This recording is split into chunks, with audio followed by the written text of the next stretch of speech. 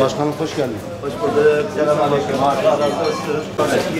Selamünaleyküm. Hayırlı günler. Selamünaleyküm.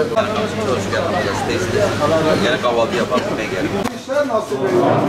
Ya Rabbim çarşılarımızı, esnaflarımızı şeytanın ve zalimlerin şerrinden muhafaza eyle. Bütün geçmişlerimizi affeyle. Üzerimizde kul hakkı bırakma. Bizleri borcumuzu öderken ve tahsil ederken kolaylık gösterdiğin kullarından eyle.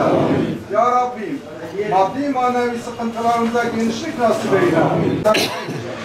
Allah rızası için. El Fatiha.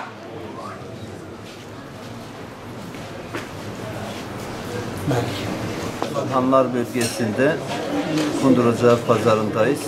Buranın geleneksel bir duası var. Bugün daha geniş bir şekilde duamızı yaptık.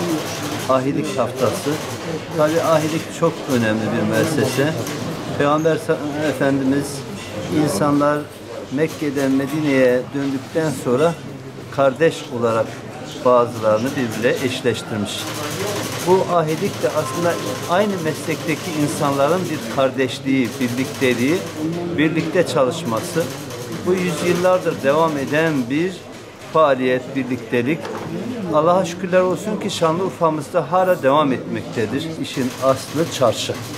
Eğer çarşı esnafımız böyle kardeşliğini, işini, duasını ve birlikteliğini tam yaptığı zaman bu memlekete de yansıyor.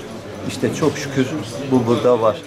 Yine bir dükkana girdiğimde ahi nasihatı var. O kadar güzel bir nasihat ki bu sadece esnafımıza değil bütün insanlığa yapılan bir nasihat.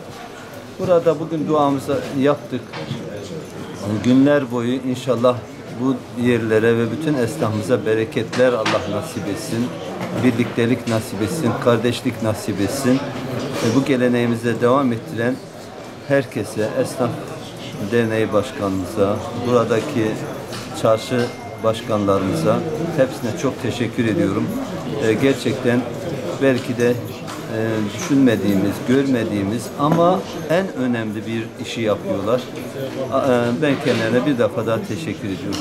Bugün Türkiye'de 13 Eylül dolayısıyla ahilik haftasını kutluyoruz Şanlıurfa'mızda. Sağ olsun belediye başkanımız da bize eşlik etti. Esnaf ve sanatkarlarımıza ahilimizin hayırlı olmasını diliyoruz. Hayırlı kazançlar diliyoruz.